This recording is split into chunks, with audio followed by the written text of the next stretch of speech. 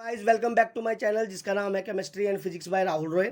आज की वीडियो में हम क्लास 10th का साइंस का चैप्टर नंबर 9 पढ़ने जा रहे हैं।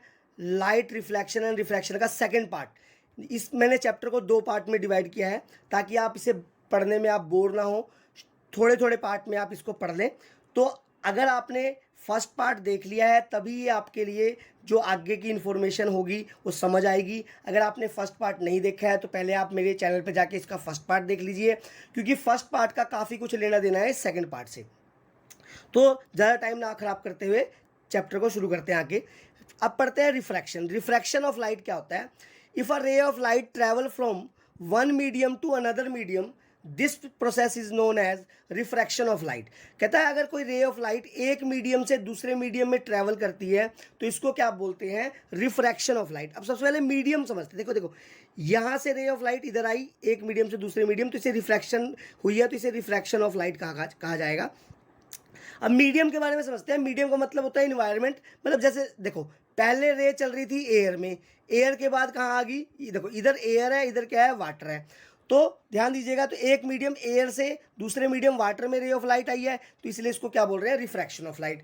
अब सबसे पहले इंसिडेंट रे। देखो इंसिडेंट रे जो इनिशियली पहले आती है ये होगी रिफ्रैक्टेड रे जो रिफ्रैक्ट हुई है। उसके बाद angle of incidence. Angle of incidence क्या हो गया? ये हो गया, इसे आई से डिनोट करेंगे। जो इंसिडेंट रे नॉर्मल के साथ एंगल बनाए, पता ही है नॉर्मल ये 90 डिग्री, आपको फर्स्ट वीडियो मैंने बताया ही है। तो जो इंसिडेंट रे नॉर्मल के साथ एंगल बनाएगी वो एंगल ऑफ इंसिडेंस होगा, और रिफ्रैक्टेड रे जो नॉर्मल के साथ एंगल बनाएगी वो होगा एंगल ऑफ रिफ्रैक्शन। अब आता है law of refraction. Law of refraction में 2 पोस्टुलेट है, तो ये आपको आ सकता है। तो लॉ ऑफ रिफ्रैक्शन का पहला पोस्टुलेट क्या कहता है? Incident ray, refracted ray and normal all lie on the same plane.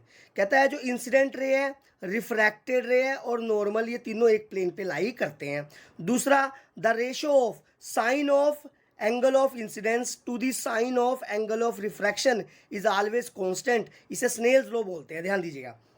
ये भी एक नंबर का आता है, डिफाइन स्नेल्स लॉ। तो ये क्या होता है? The ratio of sine, sine समझते ही हो आप, तो the ratio of sine of angle of incidence, जो एंगल ऑफ इंसिडेंस होगा उसका साइन, साइन का angle of incidence over sine का एंगल ऑफ रिफ्लेक्शन क्या होगा? कांस्टेंट होगा। तो इसको मैं थोड़ा आपको समझा देता हूं। मान लीजिए एंगल ऑफ इंसिडेंस क्या हो गया? 30 डिग्री। ध्यान दीजिएगा, 60 डिग्री मान लीजिए एंगल ऑफ इंसिडेंस क्या हो गया? 60 डिग्री। एंगल ऑफ रिफ्लेक्शन हो गया मान लीजिए आपके पास 30 डिग्री। ध्यान देंगे, तो यहाँ पे जो एंगल ऑफ इंसिडेंस क्या है? 60 डिग्री, तो यहाँ पे हम लिख देंगे साइन 60। एंगल ऑफ रिफ्रैक्शन क्या है? 30 डिग्री, तो यहाँ पे हम लिख देंगे साइन 30। अब इसको सॉल्व करते हैं। साइन 60 की वैल्यू जैसे आपने ट्रिग्नोमेट्री में पढ़ाई है, ये होती है √3/2। साइन 30 की वैल्यू क्या होती है? 1/2। 2 से 2 कैंसिल हो गया, तो क्या हो गया? √3। √3/1 यानी √3, और √3 की जो वैल्यू होती है 1.73। तो 1.73 क्या है? कांस्टेंट है। तो देखिए sine i over sine r क्या आया? कांस्टेंट। तो हमेशा कांस्टेंट ही आएगा। यही है स्नेल्स लॉ या स्नेल्स लॉ। इसी तरीके से नेक्स्ट आता है मीडियम। जो होते हैं मीडियम 2 तरह के होते हैं, एक रेयरर मीडियम और एक डेंसर मीडियम। रेयरर मीडियम जो होता है वो हल्का होता है, यानी कम, उसकी डेंसिटी कम होती है, और डेंसर मीडियम की डेंसिटी ज़्यादा होती है इन दोनों के कंपेयर में। अगर रेयर मीडियम होगा तो उसकी डेंसिटी कम होगी, और डेंसर मीडियम जो होगा उसकी डेंसिटी ज़्यादा होगी। सिंपल सी बात है, जो रेयर मीडियम होगा वो कम गाढ़ा होगा और डेंसर मीडियम ज़्यादा गाढ़ा होगा। तो जैसे मान लें हवा और पानी की बात करते हैं, तो हवा रेयर मीडियम होगा, इसकी डेंसिटी कम है, और पानी क्या हो गया? डेंसर मीडियम हो गया। उसी तरीके से आयरन और वाटर की बात करेंगे, तो जो वाटर हो गया वो रेयर मीडियम हो गया इस केस में, और जो आयरन हो गया वो डेंसर मीडियम हो गया। तो आगे समझते हैं, इसमें क्वेश्चंस आते हैं। What happen when ray of light travel from rare medium to denser medium? क्या होगा जब कोई रे ऑफ लाइट ट्रैवल करेगी रेयर मीडियम से डेंसर मीडियम में? तो याद रखिएगा, जब भी कभी, ध्यान दीजिए, एरो जरूर बनाइएगा, जब भी कभी एरो ये बताता है रे कहाँ से कहाँ गई है। जब भी कभी रे ऑफ लाइट ट्रैवल करेगी रेयर मीडियम यानी एयर से डेंसर मीडियम वाटर, तो ये में रेयर और मीडियम डेंसर मीडियम कुछ भी हो सकता है, तो यहाँ पे मैंने एयर और वाटर लिया है। तो जब कभी ray of light rare medium से डेंसर मीडियम में ट्रैवल करेगी तो it always bend towards the normal. देखो इसे जाना कहाँ था? सीधा, पर ये नॉर्मल, ये समझ रहे हो, ये नॉर्मल है, नॉर्मल की तरफ क्या होगी? बैंड होगी। इस केस में क्या होगा? ये सारा, इसको अभी अच्छी तरह से फिगर बना लीजिएगा। ये लिख दीजिएगा इंसिडेंट रे, ये रिफ्रैक्टेड रे, अच्छी तरह से बना दीजिएगा। अब देखिए होगा क्या है यहाँ पे, इस केस में होता क्या है रिफ्रैक्शन के बाद। इस केस में देखो पहली बात समझिए, ये है एंगल ऑफ इंसिडेंस, ये है एंगल ऑफ रिफ्रैक्शन। तो देख के ही पता लग रहा है जो एंगल आई है वो बड़ा है एंगल आर से। और दूसरा क्या है, रिफ्रैक्शन के बाद जो स्पीड ऑफ लाइट होगी वो डिक्रीज हो जाएगी, बिल्कुल डिक्रीज हो जाएगी। जैसे देखो पहले मान लीजिए हम अपने आप को ही समझ लेते हैं रे ऑफ लाइट। पहले हम हवा में भाग रहे हैं, हवा में भागते हैं, एकदम आगे सामने आ गया हमारे पास एक पानी का तालाब आ गया, पानी में भागना है, या तो पानी में भागेंगे तो हमारी ज़्यादा स्पीड कहाँ होगी, हवा में होगी। पानी में जाती है हमारी स्पीड क्या हो जाएगी, कम हो जाएगी। तो इसी तरीके से जब ray of light rare medium से डेंसर मीडियम में जाती है तो उसकी स्पीड क्या हो जाती है, डिक्रीज हो जाती है। इसी तरीके से दूसरा पढ़ते हैं आगे, क्या होगा, what happen when ray of light travel from denser medium to rare medium. जब कोई ray of light denser medium, देखिए वाटर है, उससे एयर रेयर मीडियम में जाएगा तो क्या होगा, जब कभी ray of light when a ray of light travel from denser medium to rare medium it is always bend away from the normal. देखिए इसको जाना कहाँ था, ये सीधा जाना था, पर ये नॉर्मल से दूर चलेगी, अवे फ्रॉम द नॉर्मल। तो इस केस में देखेंगे जो एंगल ऑफ इंसिडेंस और एंगल ऑफ जो एंगल ऑफ इंसिडेंस है वो छोटा है एंगल ऑफ रिफ्रैक्शन से। और दूसरा इस केस में स्पीड ऑफ लाइट आप समझ ही गए होगे, इंक्रीज होगी आफ्टर रिफ्रैक्शन। पहले लाइट कहाँ पे चल रही थी, वाटर में, अब किस में चल रही है, एयर में। तो जाहिर सी बात है एयर में इसकी स्पीड ज़्यादा होगी, इसीलिए स्पीड ऑफ लाइट इंक्रीज होगी आफ्टर रिफ्रैक्शन। नेक्स्ट आता है रिफ्रैक्टिव इंडेक्स। रिफ्रैक्टिव इंडेक्स को डिनोट करते हैं एन से। रिफ्रैक्टिव इंडेक्स क्या होता है, ये रेशो होता है speed of light in vacuum over speed of light in medium. तो ये जो रेशो होता है speed of light in vacuum का और speed of light in medium. तो जो एन है यहाँ पे ध्यान दीजिएगा, एन यहाँ पे रिफ्रैक्टिव इंडेक्स है, तो जो एन है एन बराबर होगा सी ओवर वी। सी क्या होगा, speed of light in vacuum, इसकी वैल्यू में याद रखनी है 3 × 10⁸ मीटर पर सेकेंड।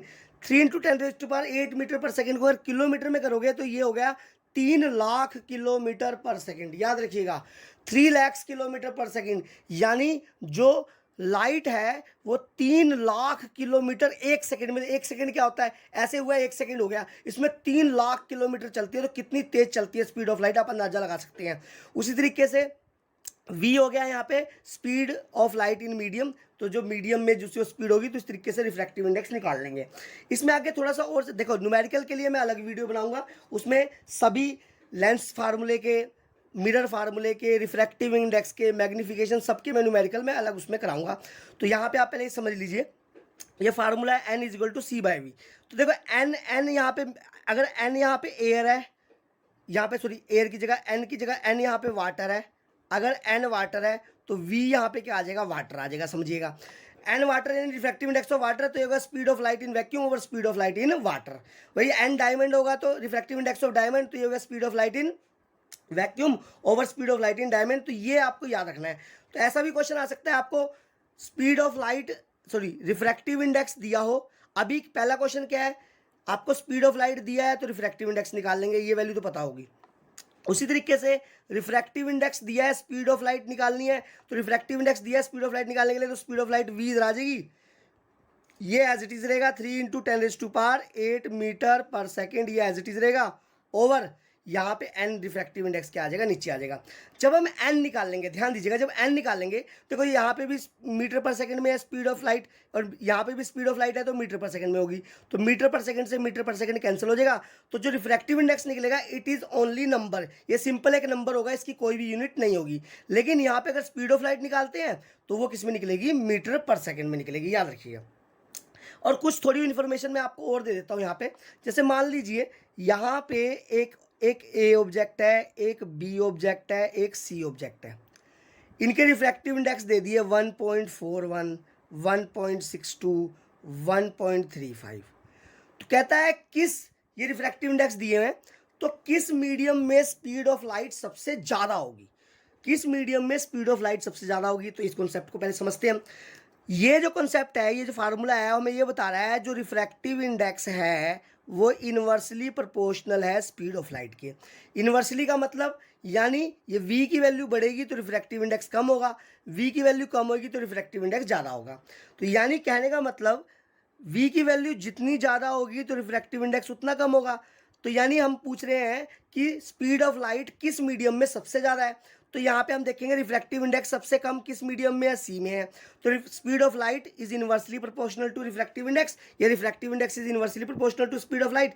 तो इस पे रिफ्रैक्टिव इंडेक्स सबसे कम है, यानी स्पीड ऑफ लाइट क्या होगी, सबसे ज़्यादा होगी।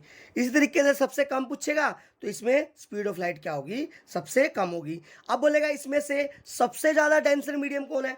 अगर आपसे पूछता है सबसे ज़्यादा डेंसर मीडियम कौन सा है, तो डेंसर मीडियम सबसे ज़्यादा वो होगा, देखो डेंसर मीडियम में लाइट की स्पीड क्या होगी, कम होगी, तो सबसे ज़्यादा डेंसर मीडियम होगा, उधर लाइट की स्पीड सबसे कम होगी। तो लाइट की स्पीड सबसे कम, अगर लाइट की स्पीड सबसे कम है तो रिफ्रैक्टिव इंडेक्स क्या है, सबसे ज़्यादा। तो यानी जिसका रिफ्रैक्टिव इंडेक्स सबसे ज़्यादा होगा वो मीडियम क्या होगा, डेंसर होगा। तो इसी तरीके से आगे हम लेंस पढ़ते हैं। तो जो लेंस होते हैं वो दो तरह के होते हैं, कॉनकेव लेंस और कॉन्वेक्स लेंस।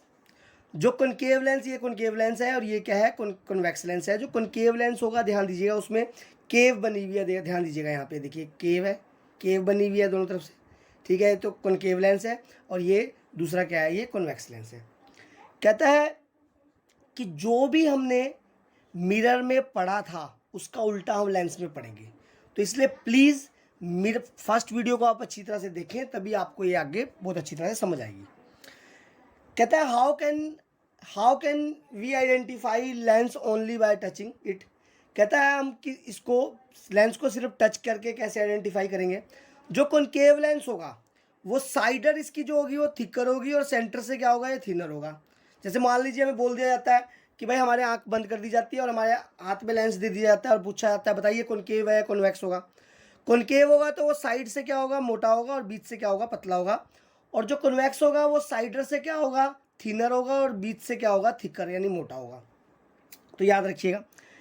नेक्स्ट आता है अब इमेज फाउंड बाय लेंस। अब देखिए कॉन्वेक्स लेंस, पहले आपको थोड़ी सी बातें बता देता हूँ कि image found by convex lens के केस में या कॉनकेव लेंस के केस में मिरर के अपोजिट होगा सारा। वहाँ पे हमने कॉनकेव मिरर में 6 फिगर पढ़ी थी, यहाँ पे कॉन्वेक्स लेंस में 6 फिगर पढ़ेंगे। वहाँ पे ध्यान दीजिएगा, वहाँ पे कॉन्वेक्स मिरर में 2 फिगर पड़ी थी, यहाँ पे कॉनकेव लेंस में 2 फिगर होंगी। वहाँ पे जो image left hand side, mirror में इमेज लेफ्ट हैंड साइड बनती थी तो रियल एंड इन्वर्टेड होती थी, यहाँ पे लेंस में राइट हैंड साइड बनेगी तो रियल एंड इन्वर्टेड होगी।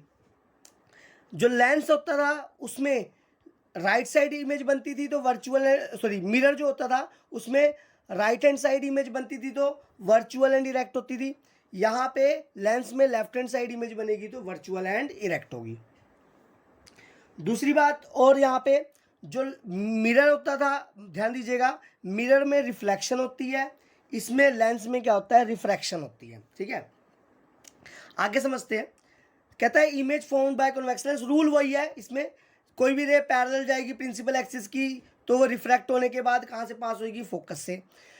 इसमें यहाँ पे ऑप्टिकल सेंटर है, अगर कोई भी रे, ये ओ ऑप्टिकल सेंटर है, अगर कोई भी रे ऑप्टिकल सेंटर से जाएगी तो उसी पाथ पे जाएगी, बिल्कुल स्ट्रेट, वो बेंड नहीं होगी, बिल्कुल स्ट्रेट ही चलेगी। यहाँ पे देखिए ये यहाँ पे F1 है, ये क्या है, ट्वाइस है F1, मतलब जो ये है यहाँ पे, वहाँ पे C होता था, यहाँ पे जो है ये यहाँ से यहाँ तक ये F1 का डबल है, याद रखिएगा F1 का डबल है। इसी तरीके से ये F2 है, और ये क्या हो गया, ट्वाइस ऑफ F2, यानी जो F2 है इसका ये डबल है। और वही इमेज वही बनेगी जहाँ पे तो कोई 2 रे इंटरसेक्ट करेगी, जैसे मैंने आपको पहले वीडियो में बताया था। अब इसमें एक एक करके पढ़ते हैं 6 फिगर। पहले हम image formed by convex lens पढ़ रहे हैं। तो सबसे पहले ध्यान दीजिएगा, इसमें ऑब्जेक्ट रखा है इन्फिनिटी पे, तो ये इन्फिनिटी पे रखा है तो ये रे यहाँ से भी आ सकती है, ध्यान दीजिएगा, ये रे ऐसे आ रही है, यहाँ से भी आ सकती है, बिल्कुल ध्यान दीजिएगा। तो ये रिफ्रैक्ट होगी, रिफ्रैक्ट होके कहाँ से पास होगी, फोकस से। पैरेलल टू प्रिंसिपल एक्सिस गई तो कहाँ से पास होगी, फोकस से। आप स्केल से बनाइएगा प्लीज़, स्केल से बनाएंगे तो बिल्कुल, और एरो जरूर इंडिकेट करिएगा तो बिल्कुल प्रॉपर फिगर बनेगी।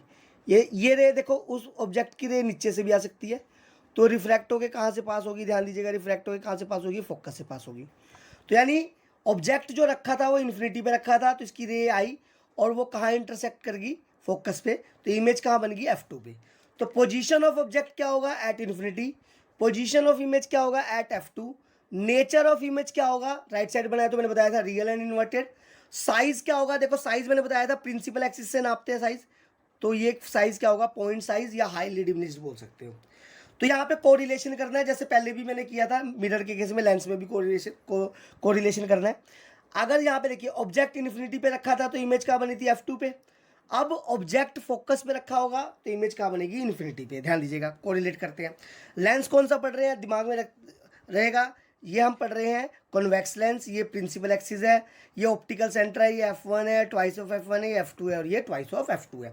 अब जो ऑब्जेक्ट रखा है फोकस पे, यानी F1 पे रखा है, ध्यान दीजिएगा, F1 पे ऑब्जेक्ट रखा है, F1 पे रखा है, तो इसकी रे गई parallel to principal axis. Refract होके कहाँ से पास होगी, ध्यान दीजिएगा, रिफ्रैक्ट होके कहाँ से पास होगी, फोकस से पास होगी। ये देखिए, ध्यान दीजिए, रिफ्रैक्ट होके कहाँ से पास होगी, ये फोकस से पास होगी। आगे कर देते हैं डैश डैश, ये एरो जरूर लगाइएगा और आप स्केल से बिल्कुल ये जो लाइनें हैं स्केल से खींचिएगा, तब आपका बढ़िया बनेगा। दूसरी जो रे है वो कहाँ से जा रही है, ऑप्टिकल सेंटर से। इसी ऑब्जेक्ट की ऑप्टिकल सेंटर से जा रही है, तो हमें नहीं पता, हम डैश डैश लगा देंगे, ये आगे जाके कहीं पे क्या हो जाएगी, इंटरसेक्ट हो जाएगी। तो इस केस में पोजीशन ऑफ ऑब्जेक्ट क्या हो गया, at F1, position of image infinity. देखो यहाँ पे ऑब्जेक्ट इन्फिनिटी पे था, इमेज बनी थी फोकस पे यानी F2 पे। ऑब्जेक्ट यहाँ पे फोकस पे है तो इमेज कहाँ बनेगी, इन्फिनिटी पे, तो इन्फिनिटी पे बनी। अब नेचर ऑफ इमेज क्या होगा, देखो राइट साइड बनेगी, कभी भी इमेज बनेगी तो राइट साइड बनेगी, तो रियल एंड इन्वर्टेड होगी। इन्वर्टेड समझ लो, देखो उल्टी बनेगी, जैसे ऑब्जेक्ट हमने सीधा रखा है तो इमेज मान लो यहाँ बन रही है तो ये उल्टी बनेगी, नीचे की तरफ को बनेगी, इसीलिए real and inverted. Size of image larger than object, मान लीजिए, ध्यान दीजिएगा, आप यहाँ पे भी इमेज बन जाती है तो लार्ज है, तो लार्जर देन ऑब्जेक्ट होगी, ध्यान दीजिएगा। इसी तरीके से आगे बढ़ते हैं। तीसरी फिगर है कॉन्वेक्स, देखो कौन सा लेंस है, कॉन्वेक्स लेंस है, ये प्रिंसिपल एक्सिस है, ये ऑप्टिकल सेंटर है, F1 twice of F1, F2 twice of F2। अब जो है ऑब्जेक्ट वही पढ़ रहे हैं जो हमने मिरर में पढ़ा था। ऑब्जेक्ट रखा है बिहाइंड 2F1, वहाँ पे बिहाइंड C था, तो यहाँ पे C C की जगह क्या है, 2F1, तो यहाँ पे बिहाइंड 2F1 है यहाँ पे ऑब्जेक्ट। तो ध्यान दीजिएगा, यहाँ पे पैरेलल टू प्रिंसिपल एक्सिस, ध्यान दीजिएगा, parallel to principal axis passes through F2, यानी ध्यान दीजिए फोकस से पास होगा, आपको पता ही है, पासेस थ्रू क्या हो गया, F2, ध्यान दीजिएगा। उसके पास दूसरी जो रे जाएगी वो ऑप्टिकल सेंटर से जाएगी, कहाँ से जाएगी, ऑप्टिकल सेंटर से, ध्यान समझते रहेंगे। दूसरी जो रे जाएगी वो ऑप्टिकल सेंटर से जाएगी। अब ये जो रे जा रही है ऑप्टिकल सेंटर से, तो ये इधर क्या होगी, इंटरसेक्ट करेगी। एरो जरूर इंडिकेट करिएगा प्लीज़, आपको एक ही फिगर बनाने के लिए आएगी, आप सब कुछ उसके अंदर मेंशन कीजिएगा, प्रिंसिपल एक्सिस, ऑप्टिकल सेंटर से लिख के बताइएगा, ताकि एग्जामिनर पे अच्छा, आपका जो इम्पैक्ट है वो एग्जामिनर पे अच्छा पड़े। तो यहाँ पे देखिए दो रेज कहाँ पे इंटरसेक्ट करेगी, F2 और 2F2 के बीच में, तो इमेज क्या बन गई, F2 और 2F2 के बीच में। तो जो साइज है, जो ध्यान दीजिएगा, साइज जो होगा इमेज का ऑब्जेक्ट से छोटा होगा। तो देखिए यहाँ पे पोजीशन ऑफ ऑब्जेक्ट, ऑब्जेक्ट की पोजीशन क्या है, behind 2F1। Position of image between F2 and 2F2। Nature of image right side बनी है तो रियल इन्वर्टेड। अब साइज जो है स्मॉलर देन ऑब्जेक्ट, ऑब्जेक्ट से क्या है, छोटा है, पता ही लग रहा है। इसी तरीके से कोरिलेशन करते हैं, जैसे वहाँ पे भी किया था मिरर में भी, यहाँ पे भी देखो ऑब्जेक्ट 2F1 के पीछे रखा है तो इमेज बनी है F2 और 2F2 के बीच में। अगर ऑब्जेक्ट F1 और 2F1 के बीच में रखा होगा तो इमेज बनेगी 2F2 के पीछे। तो इसी तरीके से कोरिलेशन करके करेंगे। तो जैसे बताइए, आपको कॉन्वेक्स लेंस है, principal axis, optical centre F1 twice of F1, F2 twice of F2। यहाँ पे अब देखो जो ऑब्जेक्ट रखा है F1 और 2F1 के बीच में रखा है, तो ये parallel to principal axis, refract होगी तो कहाँ से पास होगी, ध्यान दीजिएगा, कहाँ से पास होगी, फोकस से, F2 से, ठीक है। दूसरी रे कहाँ से पास होगी, एरो जरूर लगा दीजिएगा। यहाँ पे मेरी लाइन डबल हो जा रही है क्योंकि मैं स्केल से नहीं लगा पा रहा हूँ, तो आप लोग स्केल से लगाइएगा प्लीज़, तो आपका बिल्कुल भी गलती नहीं होगी। दूसरी रे कहाँ से जाएगी इसी ऑब्जेक्ट की, ऑप्टिकल सेंटर से। तो जैसे ही ऑप्टिकल सेंटर से जा रही होगी, ध्यान दीजिएगा, तो ये इंटरसेक्ट करेगी यहाँ पे। तो इंटरसेक्ट कहाँ करिए, देखो इसको अगर फर्दर प्रोड्यूस करते हैं तो यहाँ पे देखो, ये अगर हम इसकी पोजीशन देखें तो यहाँ इंटरसेक्ट करी है, यानी 2F2 के पीछे इंटरसेक्ट करिए। तो यहाँ पे पोजीशन ऑफ ऑब्जेक्ट क्या हो गया, between F1 and 2F1। Position of image क्या हो गया, बिहाइंड 2F2, देखो 2F2 ये रहा, ये पॉइंट है, इसके पीछे बनी है।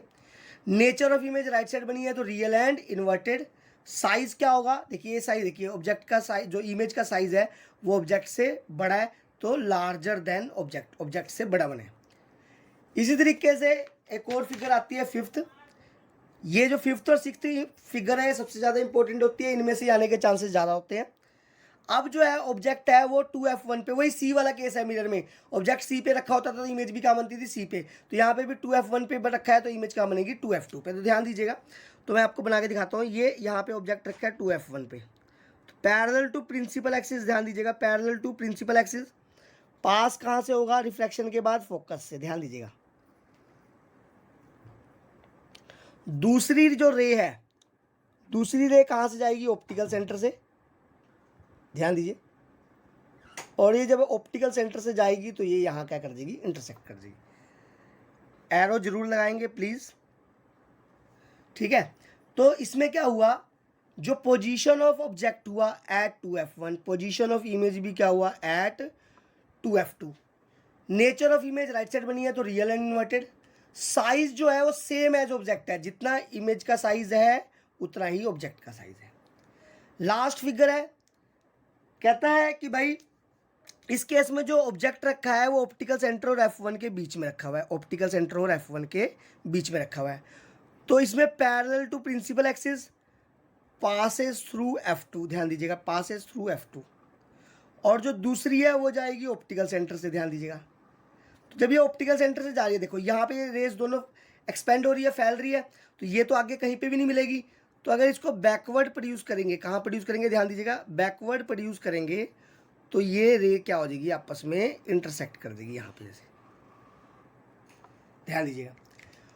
तो position of object between optical centre and f1, position of image same, ये चीज समझने की है, same side of the lens where object is place, image वहां बनी है same side of the lens, lens का कोई आगे पीछे नहीं होता। जैसे मिरर में बिहाइंड द मिरर बोल दिया था, लेंस का कोई आगे पीछे नहीं होता है। तो इसमें हम लिखेंगे same side of the lens, उसी साइड पे जिस साइड पे ऑब्जेक्ट रखा होता है। Nature of image left side बनी है तो वर्चुअल एंड इरेक्ट, वर्चुअल मतलब झूठी और इरेक्ट मतलब सीधी, देखो सीधी बनी है। साइज ऑफ इमेज एनलार्ज दिए, देखिए एनलार्ज बना है। तो आपको एक क्वेश्चन आता है, एक ऐसा लेंस बता, ये जो वर्चुअल इमेज बनाएगा लार्ज साइज की तो वो कॉन्वेक्स लेंस होगा, याद रखिएगा हमेशा। आगे बढ़ते हैं, नेक्स्ट आता है जो कॉन्वेक्स लेंस है इसको कन्वर्जिंग लेंस भी बोलते हैं। कॉन्वेक्स लेंस को कौन सा लेंस बोलते हैं, कन्वर्जिंग लेंस। इसके यूजेस कहाँ हैं, ये माइक्रोस्कोप में यूज़ होता है, मैग्नीफाइंग ग्लासेस में यूज़ होता है, स्पेक्टिकल्स में यूज़ होता है, ठीक है ना, स्पेक्टिकल मतलब चश्मे वगैरह में यूज़ होता है। अब देखिए जैसे मैंने बोला था वहाँ पे जो दो फिगर बनी थी, वहाँ पे जो बनी थी वो बनी हुई थी कॉन्वेक्स मिरर के केस में, इधर बनेगी कॉनकेव लेंस में, बिल्कुल उल्टा ही है, देख लीजिए। अब इसमें भी दो फिगर है, तो पहले जो है ऑब्जेक्ट इन्फिनिटी पे रखा हुआ है, तो इन्फिनिटी पे रखा है तो ये पैरेलल टू प्रिंसिपल एक्सिस, ये डाइवर्जिंग लेंस है तो इसमें रे क्या होगी, डाइवर्ज होगी। तो इसको आगे प्रोड्यूस करेंगे तो f1 से पास होगी। वो ऑब्जेक्ट की रे नीचे से भी आ सकती है, parallel to principal axis diverge होगी, तो इसको आगे फॉरवर्ड प्रोड्यूस करेंगे तो कहाँ पे इंटरसेक्ट कर जाएगी, f1 पे। तो यहाँ क्या होगा, पोजीशन ऑफ ऑब्जेक्ट, ये आप लोग लिख लीजिएगा, position of object at infinity, position of image at at f1। Nature left side बनी है तो वर्चुअल एंड डायरेक्ट। साइज देखिए पॉइंट साइज है बिल्कुल ही, ठीक है, एरो जरूर लगा लीजिएगा। इसी तरीके से दूसरा है जो ऑब्जेक्ट रखा हुआ है ऑप्टिकल सेंटर और इन्फिनिटी के बीच में रखा है, तो कहीं पे भी रखा हो सकता है, तो मान लीजिए यहाँ रखा है, तो पैरेलल टू, ध्यान दीजिएगा, parallel to principal axis, diverging lens है तो डाइवर्ज होगी, तो कहाँ से पास होगी, फोकस से।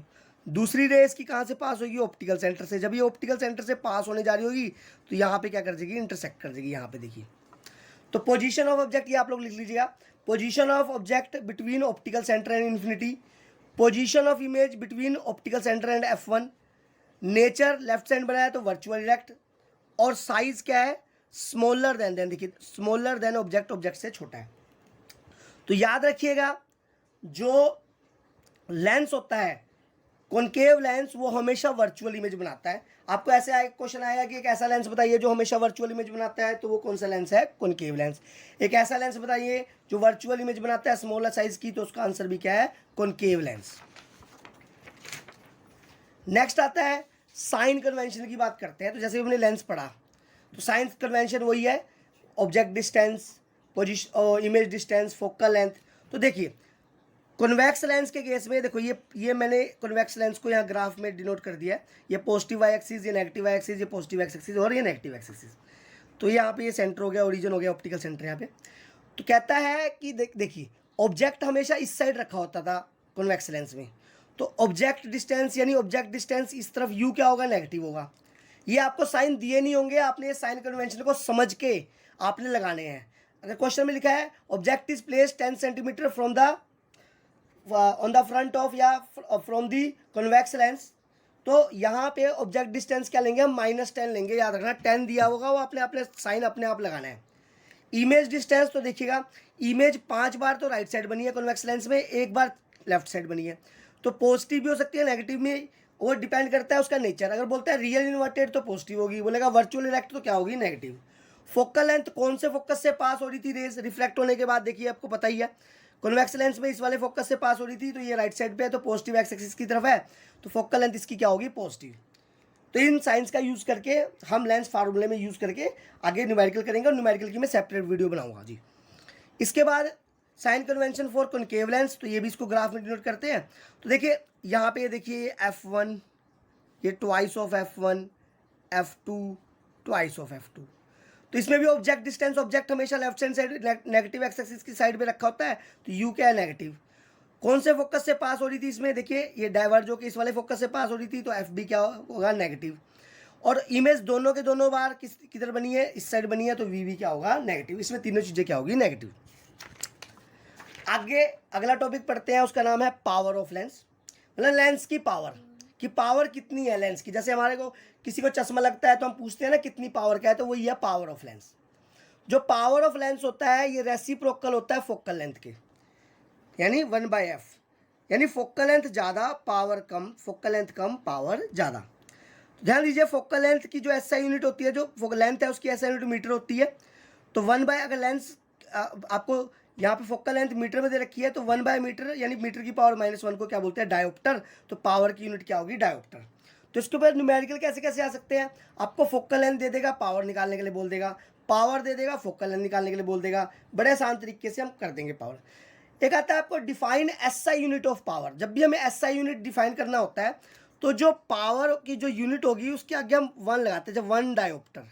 अब power is set to be 1 dioptre if focal length of the lens is 1 metre.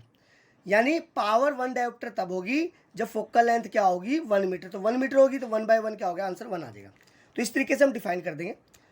अब यहाँ पे दे रखा है if focal length of concave lens is 4 centimetre find its power. अब कॉनकेव लेंस है आपके पास, की फोकल लेंथ दे रखी है 4 सेंटीमीटर, इसकी पावर निकालनी है। तो याद रखिएगा साइन कन्वेंशन से हम साइन लगा देंगे। जो फोकल लेंथ है कॉनकेव लेंस की वो क्या माइनस में होती है, तो -4 ले लेंगे। तो ध्यान दीजिएगा सेंटीमीटर है तो मीटर में बदलेंगे, क्योंकि 1/मीटर डायोप्टर होता है। तो 4/, क्योंकि एसआई यूनिट मीटर होती है, तो 4/, क्या हो जाएगा, 100 से डिवाइड कर देंगे सेंटीमीटर को मीटर बदलने के लिए। तो 4 को 100 से डिवाइड कर दिया, तो ये पावर क्या हो गया, फार्मूला क्या, 1/f। तो f क्या हो गया, -4/100 मीटर में कन्वर्ट करने के लिए। तो ये क्या हो गया, आप यहाँ पे कैंसिल मत करिएगा, इसका ये आगे यूज़ होना है, तो आप यहाँ पे कैंसिल कर दीजिएगा। 100 ही ऊपर चला जाएगा, तो 100 को 4 से डिवाइड करेंगे तो 25 माइनस का 25 डायोप्टर इसकी क्या आ जाएगी, पावर आ जाएगी। ऐसे बोलता है कम्बिनेशन ऑफ लेंस। जैसे मान लीजिए ये लेंस है, ये लेंस है, ये देखो कॉन्वेक्स है, कॉनकेव है, कॉनकेव है, कॉन्वेक्स है। अगर इनकी देखो पावर देखिए P1 P2 P3 P4, तो आपको टोटल पावर निकालनी है, तो P1 + P2 + P3 + P4 ऐसे निकाल लेंगे। ऐसे भी हो सकता है सबकी फोकल लेंथ दी हो, सबकी फोकल लेंथ दे रखी है, तो ये फार्मूला लगा के पावर निकाल देंगे। तो पावर निकाल के यहाँ पे ऐड कर देंगे तो टोटल पावर आ जाएगी। इसी तरीके से टोटल मैग्नीफिकेशन निकालनी हो, जैसे मान लो इसकी मैग्नीफिकेशन 1 है, इसकी 2 है, इसकी 3 है, इसकी 4 है, तो जो टोटल मैग्नीफिकेशन निकालने के लिए सबको क्या करते हैं, multiply M1 × M2 × M3 × M4 जितने भी होंगे सबको क्या कर देंगे, मल्टीप्लाई कर देंगे। तो मैं आशा करता हूँ ये वीडियो, ये चैप्टर आपके लिए काफ़ी इन्फॉर्मेटिव रहा होगा। ये चैप्टर आपको अच्छी तरह से समझ आया होगा। अगर ये चैप्टर आपको अच्छी तरह से समझ आए हैं दोनों पार्ट, तो प्लीज़ मेरे चैनल को सब्सक्राइब करें, मुझे सपोर्ट करें, ताकि मैं ज़्यादा से ज़्यादा वीडियो बना सकूं। और आप कमेंट में मुझे लिखें आपको किस चैप्टर की वीडियो चाहिए। Thank you.